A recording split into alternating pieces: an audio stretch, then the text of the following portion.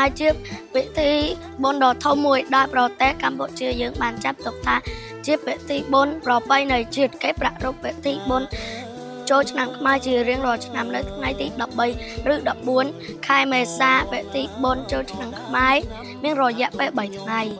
ថ្ងៃទី1គឺជាថ្ងៃចូលឆ្នាំឬថ្ងៃមុនហាសង្គ្រាមថ្ងៃទី2ជាថ្ងៃវីរៈវ័នបត្តិថ្ងៃទី3ជាថ្ងៃវីរៈឡើងសាក្នុងថ្ងៃទី1គេយកចង្ហាន់ទៅវត្តនៅពេលព្រឹកនៅមានពួតភ្នំសាត់នៅពេលល្ងាចថ្ងៃទី2កូនចៅតែងជូនសម្លៀកបំពាក់នំចំណីលុយកាក់ទៅអ្នកមានកូនរីឯថ្ងៃទី3គេនិមន្តព្រះសង្ឃឆ្លងភ្នំសាច់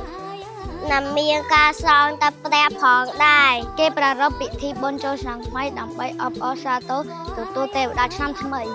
និងអបអរសាទរការបញ្ចប់ការងារប្រមូលផលរបស់ប្រជាកសិករប្រជាពលរដ្ឋក្មេងចាស់ប្រុសស្រីតែងតែនាំគ្នាទទួលទេវតាឆ្នាំថ្មី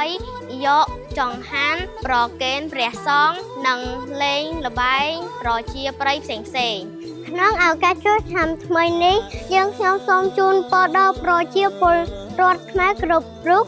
ទទួលបាននូវសិរីសួស្តីមានសុភមង្គលវិបុលសុខគ្រប់ប្រការជាពិសេសទទួលបាននូវពុទ្ធិភព